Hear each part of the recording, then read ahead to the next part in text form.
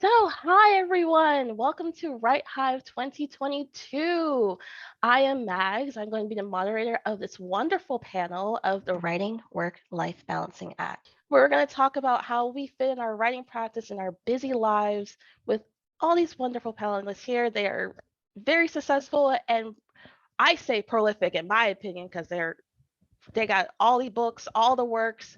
You're going to love what they're going to have to say. So without any further ado, we're going to start with Bobby to introduce himself, and we're just going to go around the circle. Hi, I'm Bobby Nash. I write multiple genres. I've been doing this for a number of years. I write novels, comics, short stories.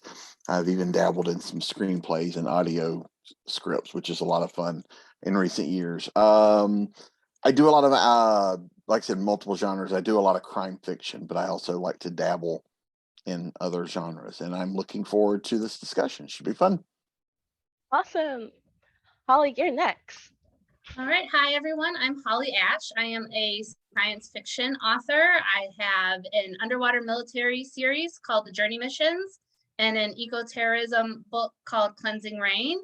I also work as an environmental engineer and I'm a mom. So lots going on. Yay! Kritika, you're next. Hey, hi everyone. My name is Kritika. It's pronounced like Ithaca, so that should be a little easy to remember. I'm a science fiction and fantasy writer, and my debut novel, The Surviving Sky, is coming out in October this year. It is a story about a husband-wife duo who are trying to save their marriage while they're also trying to save their flying plant city from crashing into jungle storms. And I said that impeccably, which means I've said it multiple times now, and learned it by heart. Like Holly, I'm also a mom, and I'm a new mom, so I have a little one at home, so there's a lot going on along with writing. Dalto. Hi everyone, I am Dalto. I am a fantasy writer. My Empire Saga series is out and available. And also I can attest that this stuff can be done because I wrote 4 books and 4 novellas while being a brand new mom and working full time and being in school. So if I can do it, so can you. Awesome. And last but certainly not least, Tiffany. Hi, I am Tiffany Christina Lewis. I always have to use my whole name because my mom picked the most normal names that she could think of. So in order to stand out, please don't forget the Christina. I'm an author, a publisher, and I'm a podcaster. So I'm really excited to talk about, just introduce everyone to my podcast, which is called Beta Reader Bits. It's the project that I'm working on now, but I'm always writing, I'm always editing something and working with authors to help them improve as a beta reader. See what I mean? These are all awesome people. I feel so small, but it's great. It's awesome. This is so inspiring. So we're going to just dive right into the first question. And the first question is, what does a day look like in your life? And we're going to go in backwards order. So Tiffany, since you're the last person to introduce, you're going to be the first person to answer this question. Wow, wasn't expecting that. So for me, a day in my life, Monday through Friday, I'm actually a preschool teacher by trade.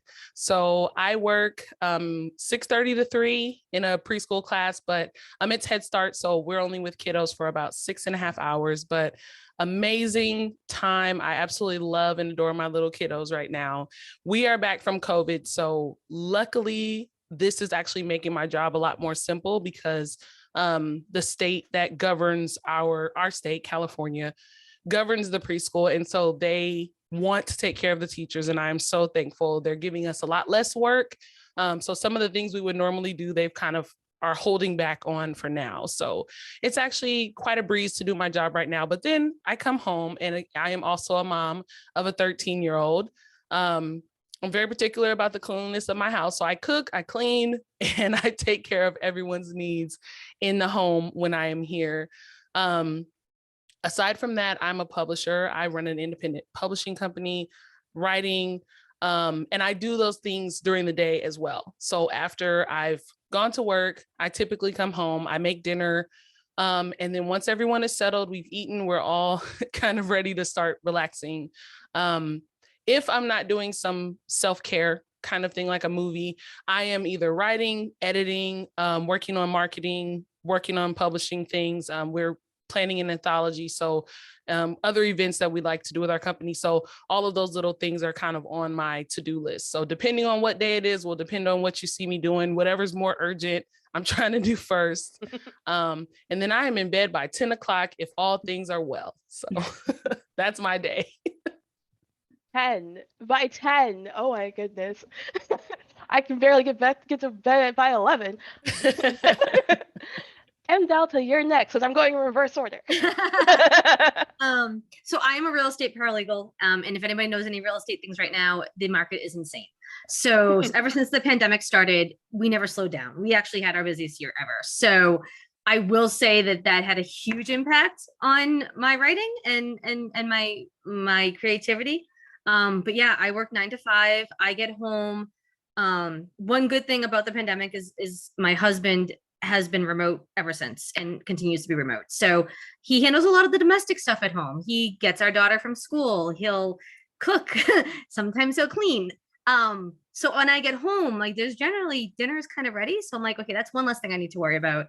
But then there's everything else. There's the laundry. There's, make sure everyone's ready for tomorrow. I have a 11.5-year-old myself. So she has getting all like the extra school activities and soccer and making sure uniforms are washed and everything like that.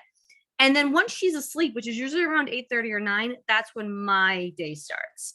That's when I get to carve out that time for me. I put my headphones on, I listen to my music. I either work on a writing project.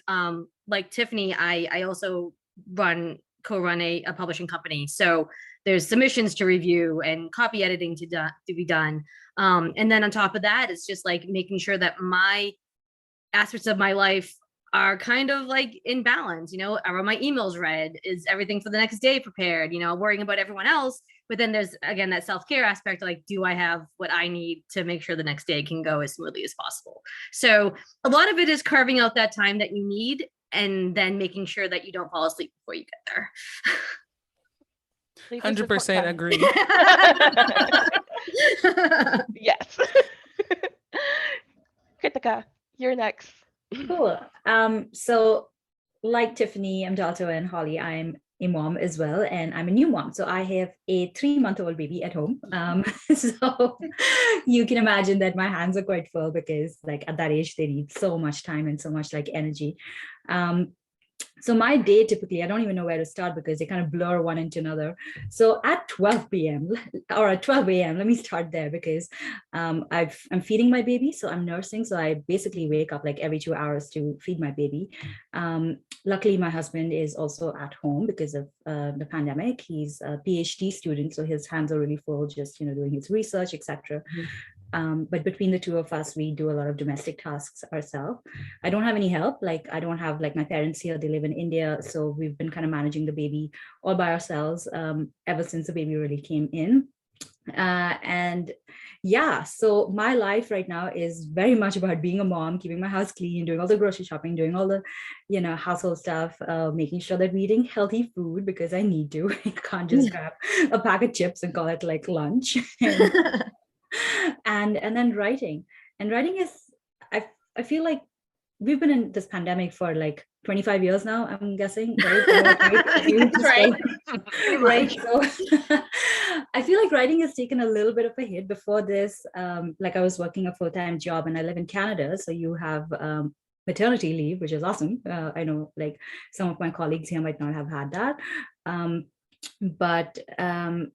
So being on mat leave has allowed me to write a lot more, but it's also in little pockets because there's no more like sitting in front of a laptop and, pounding away for a couple of hours or whatever. I've begun writing on my phone, which I never thought I would do in the middle of the night while I'm feeding my baby. So it's, it is what it is.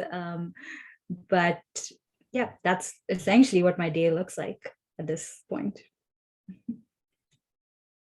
Holly. All right. So I work by day as an environmental engineer in the automotive manufacturing industry. So I am up every day by 5:30, out the door by 6. I have an hour commute to get to the plants that I support. And I usually put on like my writing playlist in the car and use that time to brainstorm or work through plot holes in my head, talk dialogue out loud to myself in the car like a crazy person the whole way there.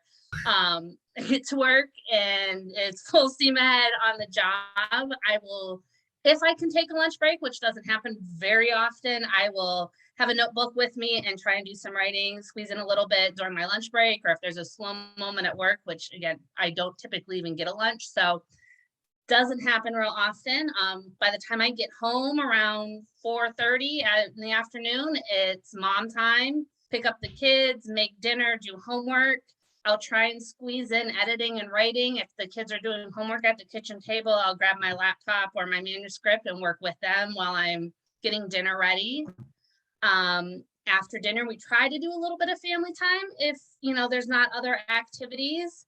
And then thankfully, my husband will do the majority of the nighttime routine with the kids. He'll give them baths and he takes the main part of putting them to bed. We have a toddler, so that's always a very long, bedtime's a hour and a half long process with her. So he'll lay with her, I'll tuck her in, he'll lay with her until she goes to sleep so that I can have usually a solid hour at night to write before he's done. And then it's maybe a half hour TV together as like a couple and remember why we like each other and got married in the first place, and then go to bed and do it all over again. Busy. Oh, wow. And Bobby, last but not least. Well, I am not a mom. I'm not a dad either. I don't have any children. I do take care of my father. I'm the caretaker for my dad. He's not helpless or anything like that, but he needs help. So I do take care of him. My mother, I was taking care of him and my mother. They had both gotten some health issues at the same time. And it just happened to coincide with me getting laid off from my day job. So it all kind of worked out well. So my day is a little different. I'm currently writing full time for the last few years. So that it's kind of become like the day job is part of the day job is all the other stuff that goes along with the writing.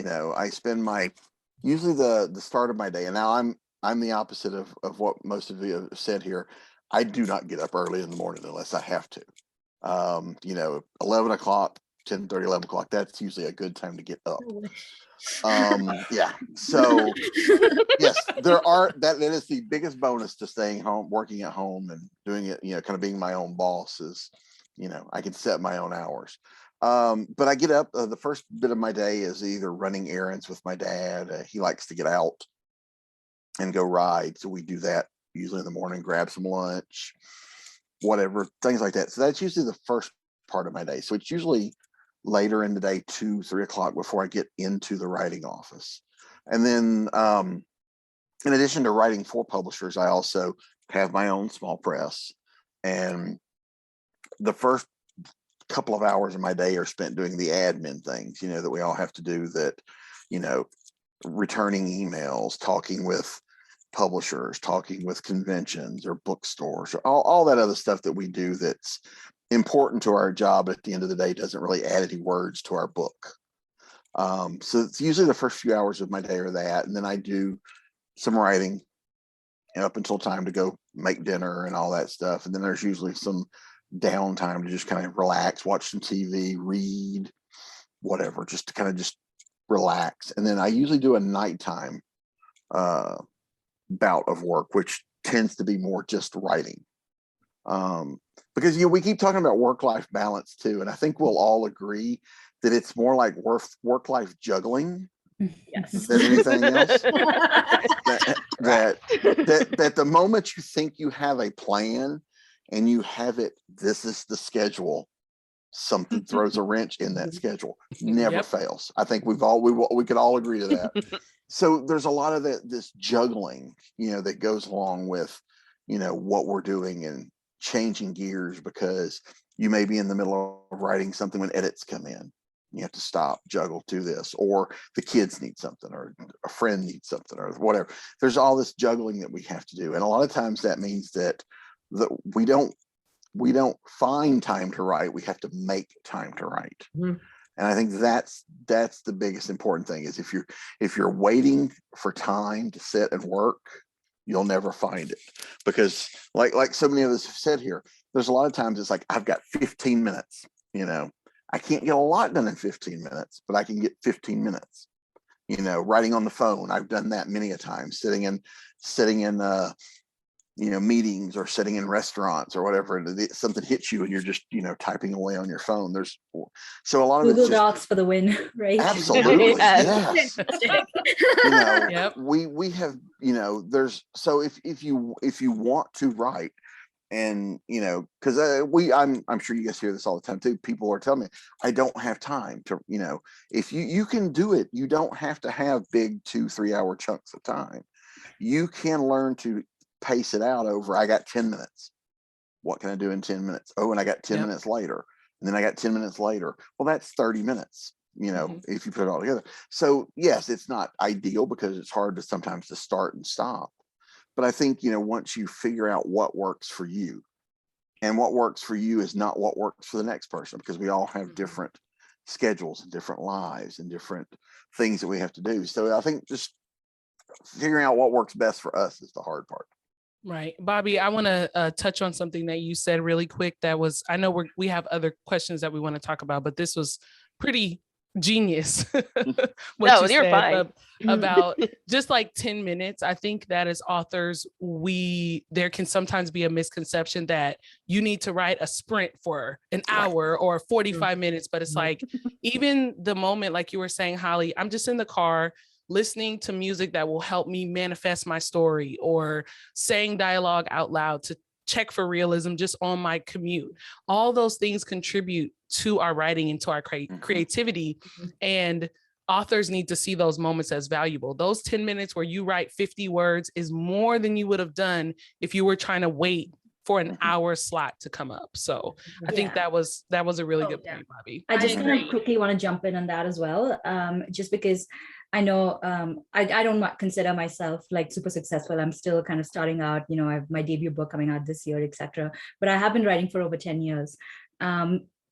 And one thing I've noticed, and this is true of like late career writers as well, is in some ways, the more successful you are, the less time you actually have to write, because writing is not just writing. Writing is like, you know, it's going to cons and conventions. It's talking to your publishers all the time. It's editing, it's marketing, which is such a huge piece. And it's all of those little bits. To actually sit down and have time to write often in some ways can be this huge privilege. Like, oh my God, that's why people go on writing retreats all the time, because they need like to set time aside and say, I just need to get nothing else done but writing.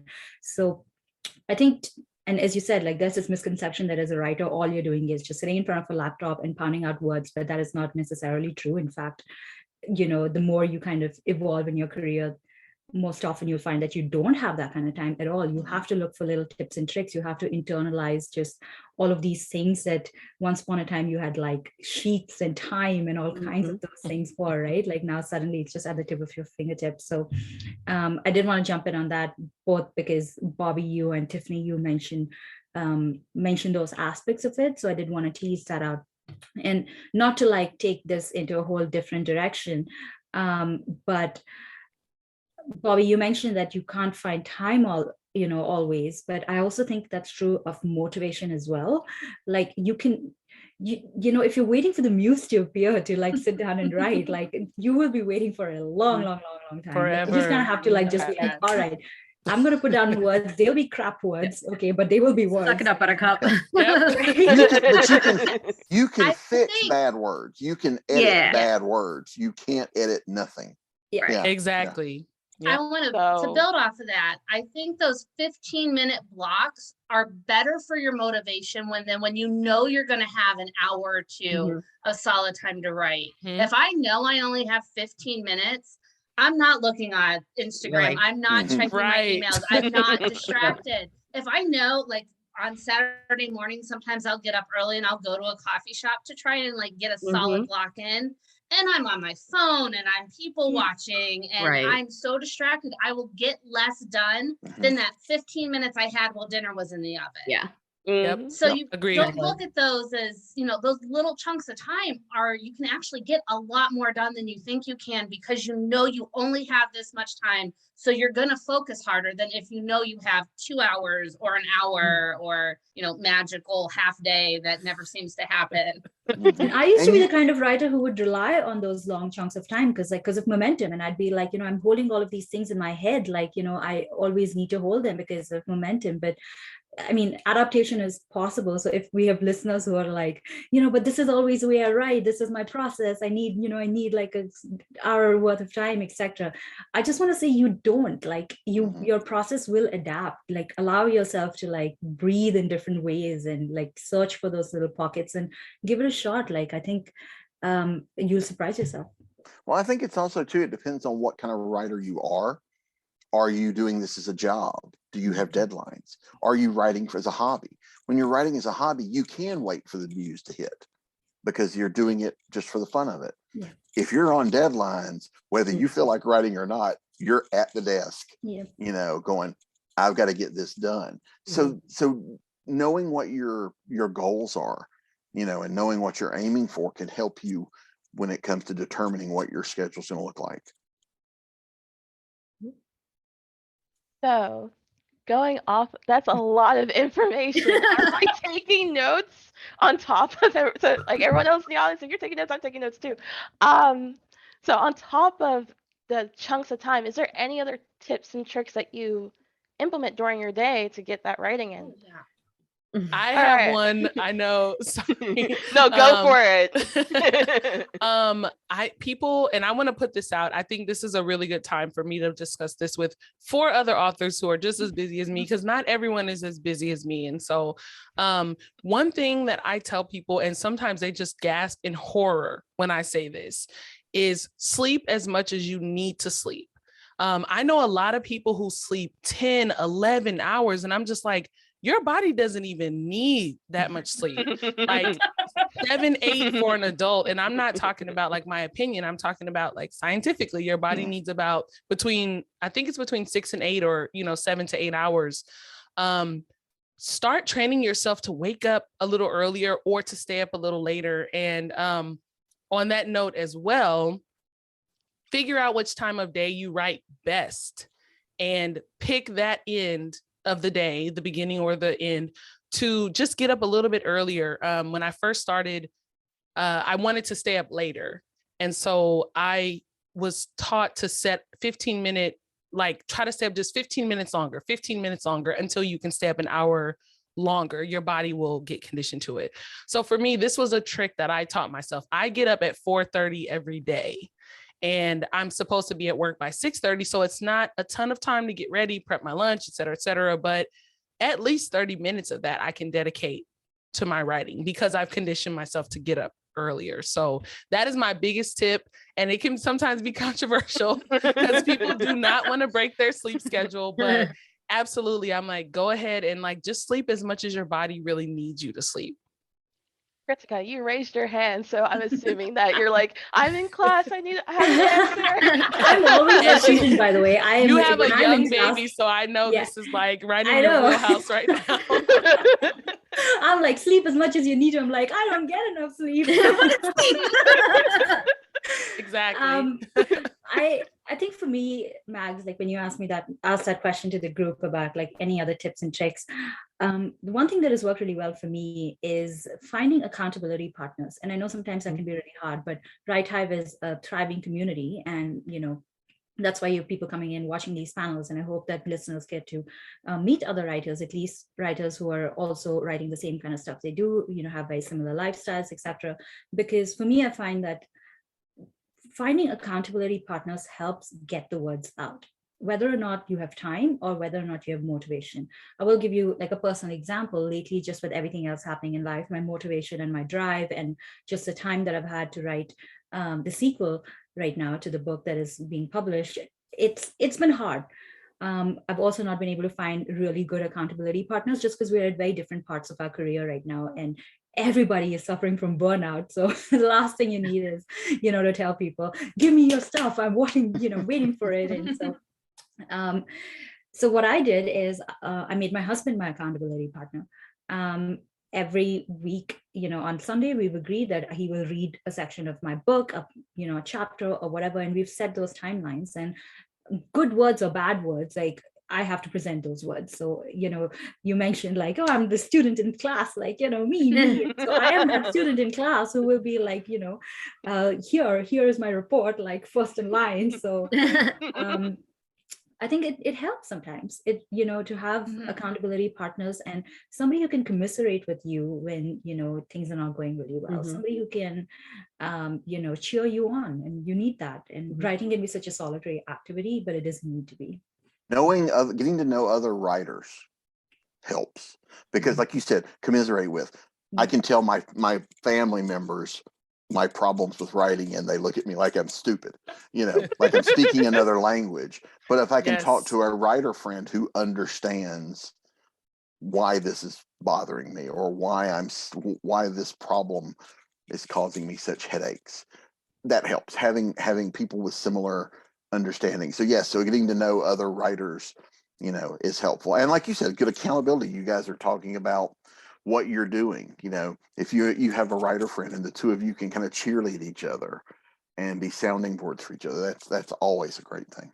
And they can help you through like plot stuff, right? Like they can help you actually beta your book, critique your book, etc. They can be like so useful on so many different levels. And it's a skill, I will say, to find good critique partners and to be a good critique partner as well. It doesn't come naturally to everyone, but that's part of training your group as well, in terms of your preferences, learning about theirs, and being really clear with what you want out of this relationship, and helping them get what they want out of that relationship too. So I think, like, for me, that has been one of the most helpful things to actually get any writing done when I know that I'm pressed for time.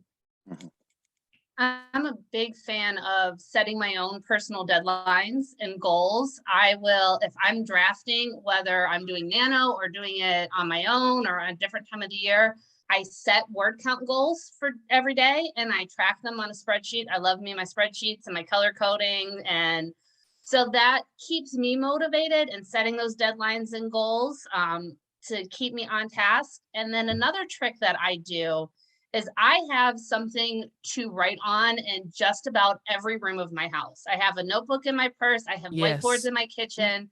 I have a waterproof notepad I keep in the shower, and you won't believe how many scenes I have written when I'm in the shower, because it's one of the few places nobody bothers me. And I get brilliant ideas. Holly, I need to see this notebook, please. It's called Aqua Notes. It's on a suction cup. It comes with a pencil. You get them on Amazon. I live and die by them. They're called I have one too. I'm seeing if I have an extra one right here. I have one in my office, or I pull it out. But they're amazing. And so just showers. I was gonna say, showers, driving, and when you go to bed. And when you go to bed.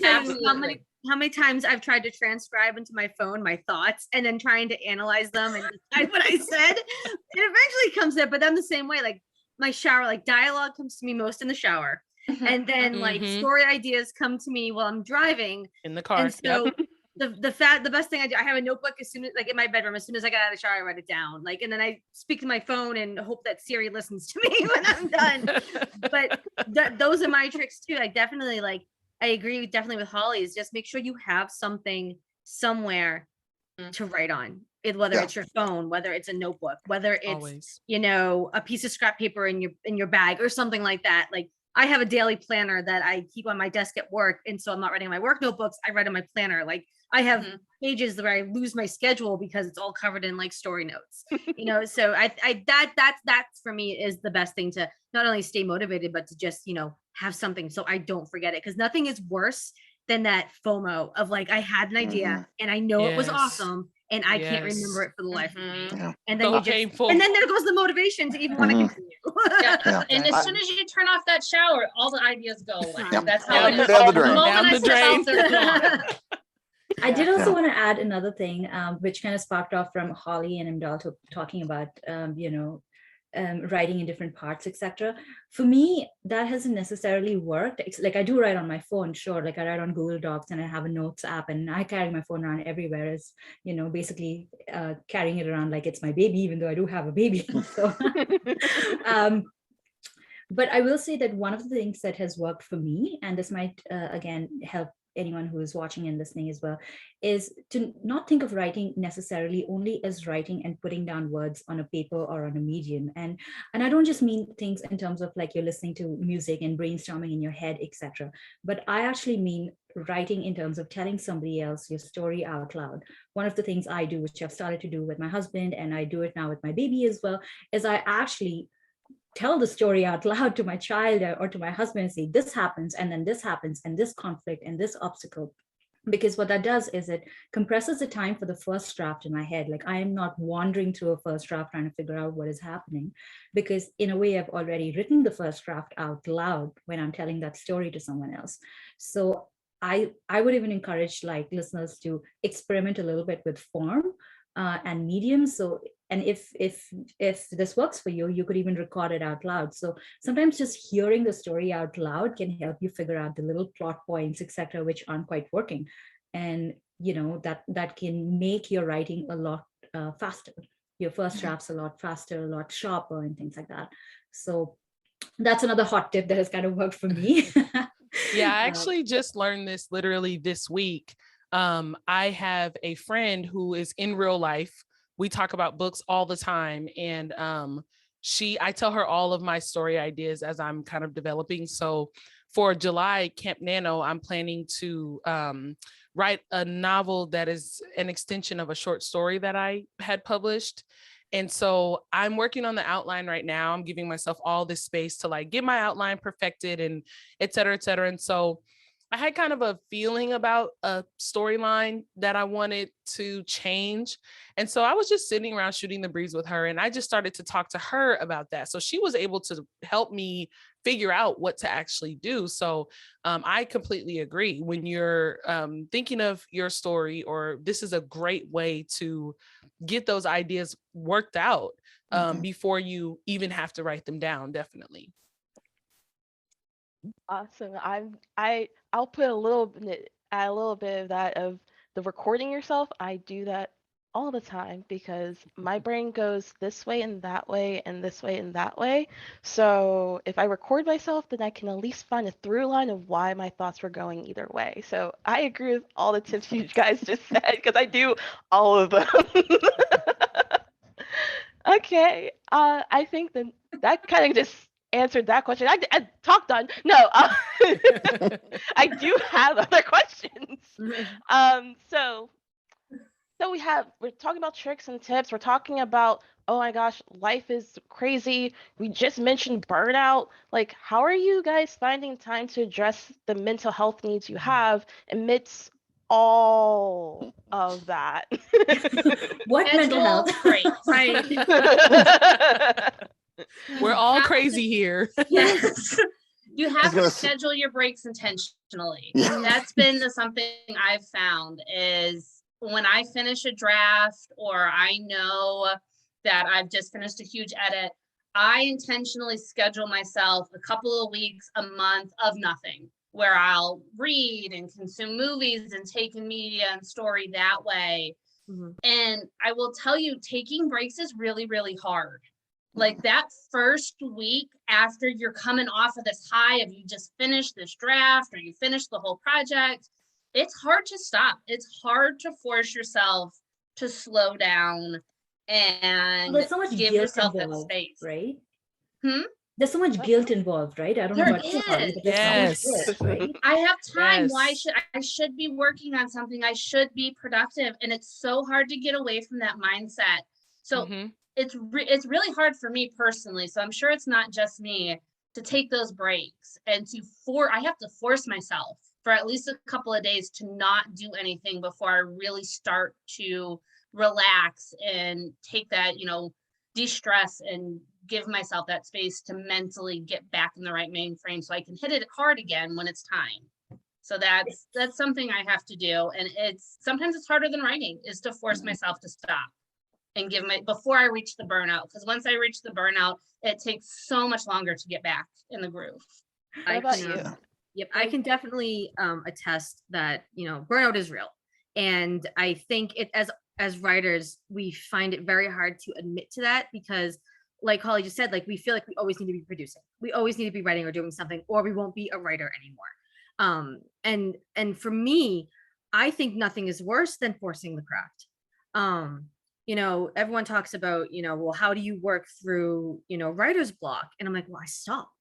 I purposely stop because obviously there's something that is keeping me from moving forward. So that is my sign where I need to take that step back.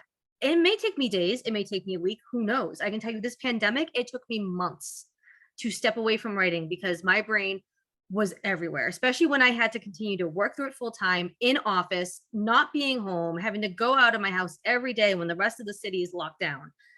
Yeah, it takes a toll. I mean, and people are like, well, I don't even want to know. I don't even want to know what people are thinking. But I'm saying, like, the best thing you can do for you is if you feel that burnout coming, if you feel that writer's block, for me, don't force it.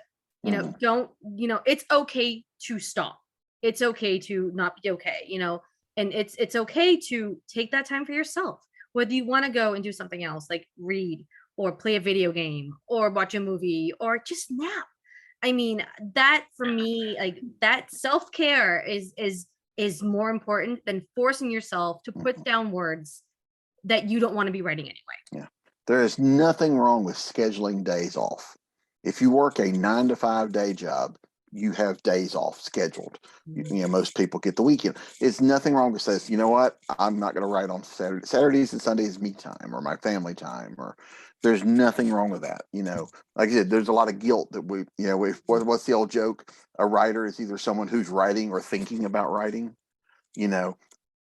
Take the time off, take what you need. If you work long days, there's nothing wrong with scheduling a nap during the middle of the day. Yes. I work long days where I'm, sometimes I'll go take a little 20-minute cat nap and it makes my day go so much better. Or my dad now, like I said, he likes to travel. So we pick one day a week and we just hit the road. And during the pandemic, that also helped us from going stir crazy. We didn't go anywhere. Like we weren't going to places. We just got out and drove, visited places without getting out of the car. It was kind of weird, but it worked. It kept us from, going stir crazy, being stuck at home. And also there's just the brilliance of me, writing to all these places. I'm taking photos going, like I said, I write a lot of crime fiction. So I took a lot of photos going, wonder if we could find a body there. I could kill somebody there, And hide it. So I've got a lot of reference from areas I'd never been to before going, ooh, I could put it, that's a good scene for something. So there's a lot of that. But I had this opposite reaction to being in the lockdown though. Before the pandemic, I was doing 3 and 4 events. I was going almost every weekend at either a book signing, a convention, something, every weekend, and that's sometimes 2 days, 3 days. Then as I get older, I need a day after to recover. And because you don't, you go to a convention, you don't eat right, you don't sleep enough, I act like I'm still a lot younger than I am. But during the almost 2 years of not having that, I was very productive because I was home every weekend. So I actually pulled ahead, got more work done than I normally would have, which it was an eye opener for me because I always thought I was productive before. But it taught me things that I don't have to kill myself doing these events every weekend where I could kind of sparse it out. And the other thing the pandemic, helped with is stuff like what we're doing here, virtual panels. I can do these. I'm still at home, I don't have to drive 4 hours to go do this, So stuff like this also has helped, you're still doing I think of stuff like this part of my marketing and promotion, it's me getting out there talking about whatever, there's a picture here of a book cover, that kind of, so it's promotion, but it's also part of the networking, getting to know people and doing that. And it's also helped us to be face to face with people when we're stuck at home, which, imagine had this happened in the pre-internet days. Yeah. The pandemic, it could have been a lot worse because at least now we can see and talk to people. And, so things like that have changed. And I like that we can still do stuff without traveling as much, and that has really modified my thinking of the business side of what I do. I can do virtual panels and it get just as much as me driving for 4 hours, getting a hotel room and all that stuff. So it helps me budget and all that kind of stuff better. So I did have one quick tip, but after you, Tiffany, you go. Yeah, again, whichever one you do. I wanted to talk about mental health. Like for me, I have anxiety, and it actually ends up being my superpower in essence to my busyness.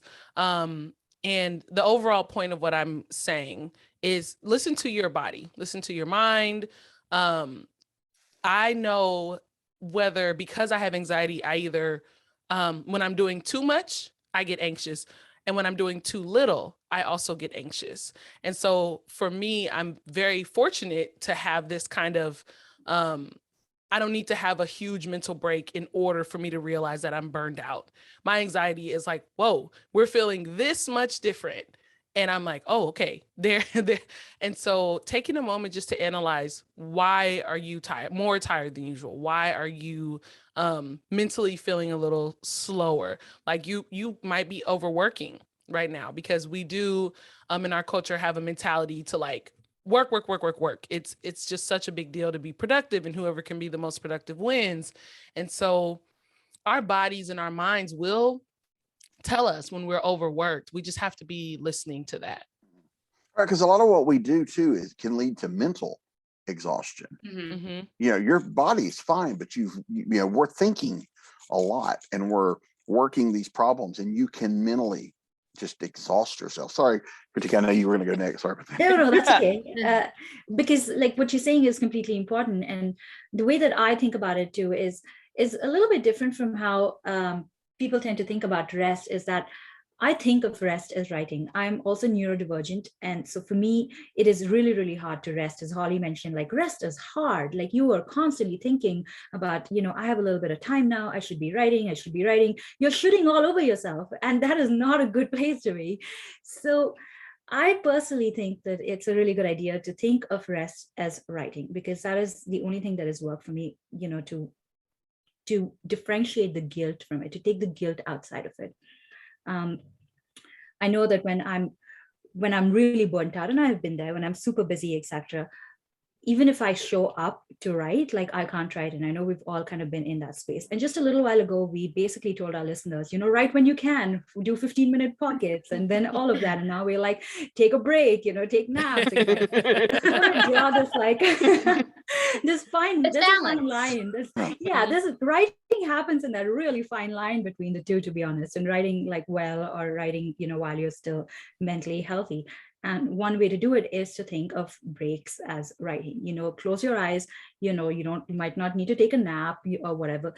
Think of writing, or think of something joyous, or go take a walk, or do whatever, because maybe the reason you're experiencing that writer's block is because you're just not feeling creative enough. You're stressed out. Like, I don't think we give enough credit to the fact that writing is a creative process. Like we are making something out of nothing, and that's magic. So if you are feeling that kind of burnout, if you are feeling like you are just not able to get anything done, even though you're showing up to your laptop, your computer, your phone, your whatever, then maybe it means that there's something in your story, etc., that you just can't get past. And a little bit of inspiration, whether that's through a nap or to call with a friend, or going out or having a beer or whatever that is, right? Like I think all of those things can really help get back into writing. So try and think of writing as rest. Of rest as writing, if you're like me and you find it incredibly hard to rest at all. I think that's why we get so many ideas when we're driving, when we're sleeping, and when we're in the shower, because we're not actively thinking about writing. That's something where your brain is kind of on autopilot, mowing the lawn, taking a walk, doing the laundry. Your subconscious can work those writing problems, like when people say I get stuck on a story or a writer's block, or I've got a plot problem. Your brain can work those because I think sometimes we try too hard to solve those problems. So when you're doing something that's not not writing is not the focus of it, your brain can work those problems and solve them much easier than if you try to force it. Yeah. And when Holly, you mentioned about taking a break, and I think as a beta reader, this is something that I always tell people, and I talk about it in my podcast a lot, is that after you've written a story, sending it to beta readers is a way of you to kind of force that break, as long as you don't then go and write something.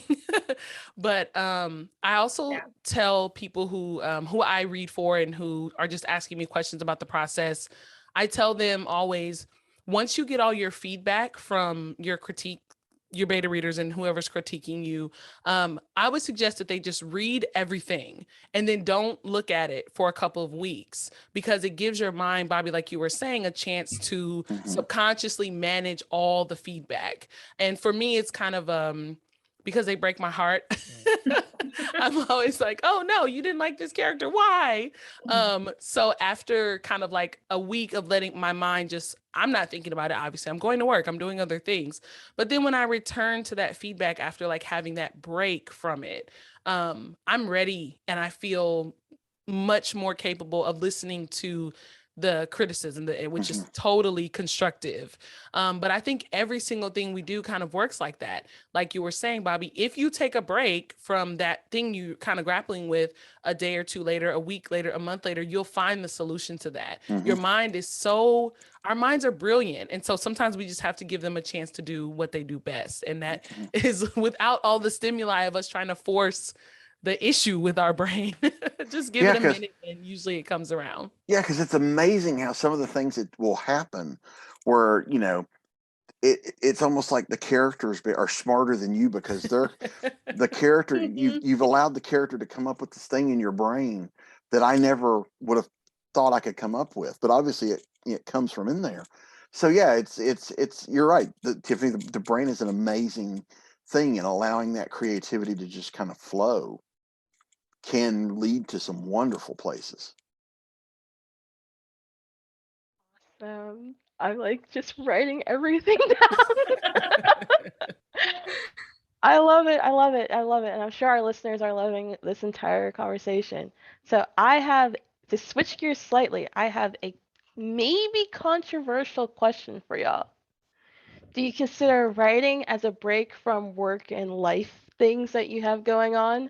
Or do you see work and life things as a break from writing? Or just something completely different? Like they're all have their break feeling, but it doesn't feel like a break.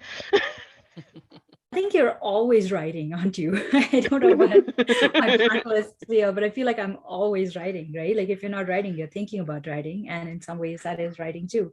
Bobby mentioned that when, he's out traveling, he's looking for places to bury a body, which, no alarm bells, nobody panic.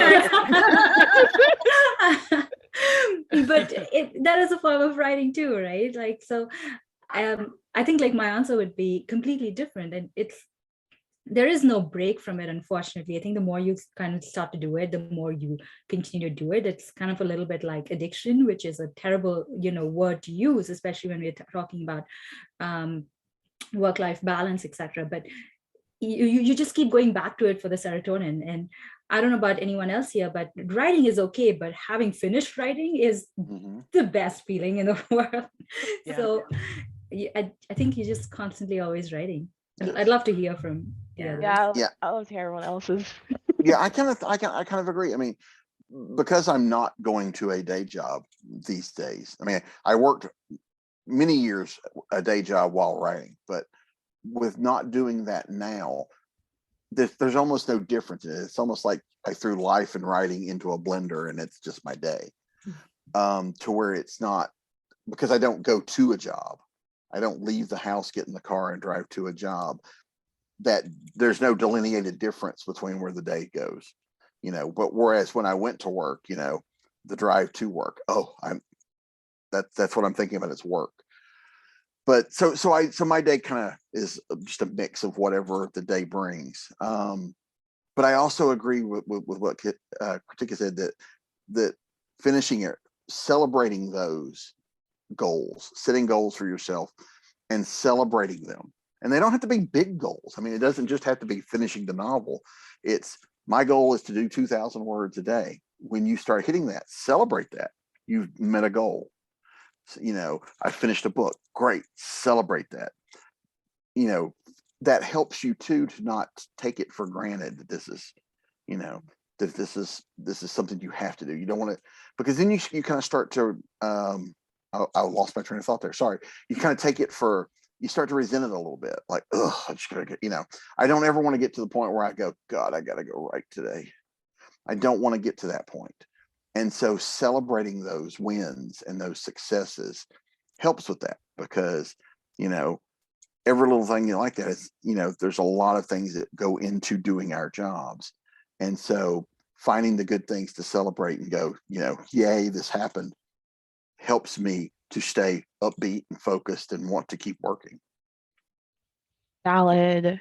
Yeah, I think for me, Yes. like, you know, I've been working the 9 to 5, you know, so much of my life. And as I write more and I become, you know, at least in my mind, you know, more successful and with writing and, you know, getting those next steps that I'm like, well, if I could do this, then I can do that, you know, like right now at this time for me, like I'm still looking for that day where like I don't have to do the 9 to 5 anymore and I can start going to write, you know, professionally full time. I don't see that happening anytime soon, but in my mind, that's where I'm at. So as much as I love my job that I work now, writing is always there. So even if I'm, you know, still working my 9 to 5, I'm thinking about the writing. And then when I get home, I'm like, okay, great. Now I can decompress and start focusing on the writing again. So in me, I do think, yeah, you know, the writing is a hobby, but the writing is a hobby that's kind of leaning more towards that's what I want, you know? So I think as time goes on, that is where there's the mind shifts, you know, it's like, it could be like, the question I think could be a very fluid question too, depending on the day. You know, be like, oh, I'm never writing again. I'm just going to work this for the rest of my life. But for me, like, I definitely, especially when, you know, Holly and I mentioned earlier about always having something somewhere to write all the time, you know, that's pretty powerful, you know, to always need to have these ideas and get them down, regardless of where you are. Like, I'm not thinking about real estate after I leave, you know, it's like real estate is what it is in my 9 to 5. But when I, you know, but the writing and the characters and the stories that I want to create, they're always there. And I think that definitely is the dominating factor. I would agree with that completely. I love my day job and I get to do a lot of really interesting things as an environmental engineer. And I'm on call 24/7, emergency response. Someone spills a drum of oil, 3 o'clock in the morning, I am in the plant and I am there. But I'm also constantly thinking when I'm doing these things, how can I work that into a sci-fi story? Or what would happen if this really, really went wrong? Or the last book I published, it was the 4th in my series about my underwater military show. I didn't inspect, I had a surprise quality inspection, which is something I deal with at work every day. I never know when an auditor is going to show up to critique my work.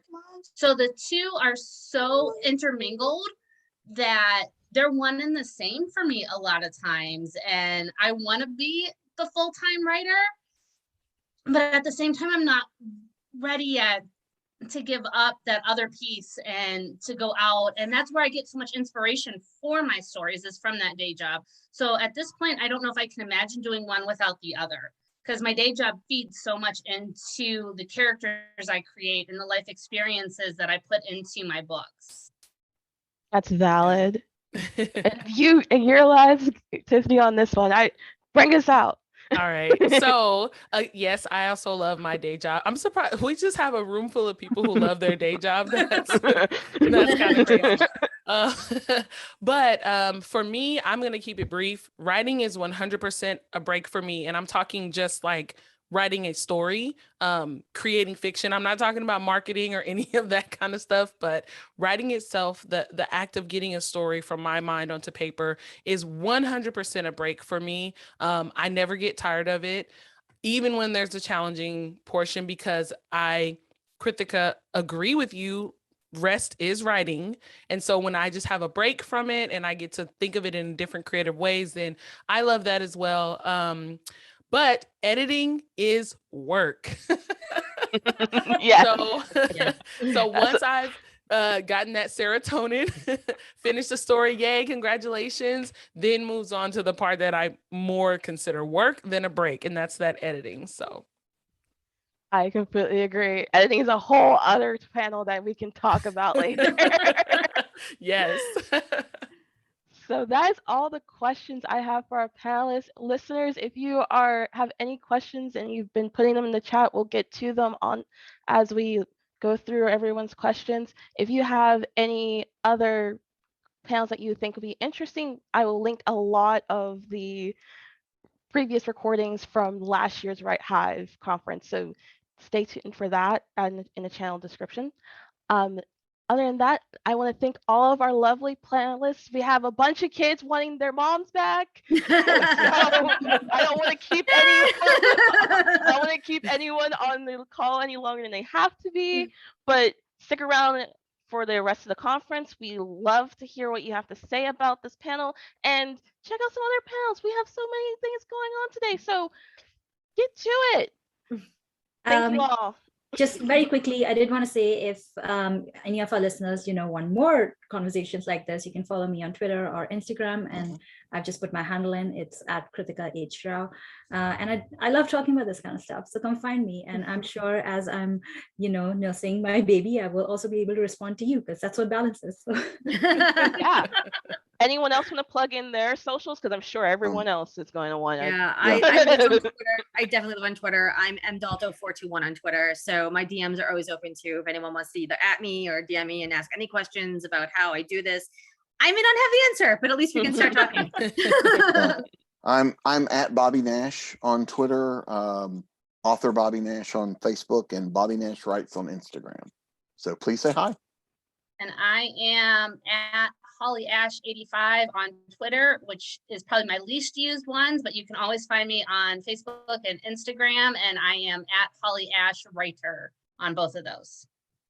I'm at author TC Lewis on Twitter. Mostly I am on Instagram, but I'm not very active. And I am a beta reader. So if anyone has questions about feedback, receiving it, giving it, where to find beta readers, I do run a podcast that has weekly episodes, so you can find links to that on my Twitter as well. But my DMs are open just like everyone else, and I specialize in beta reading, so let me know.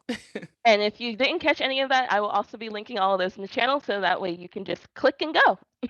So thank you all so much for listening, and see you next time. Bye.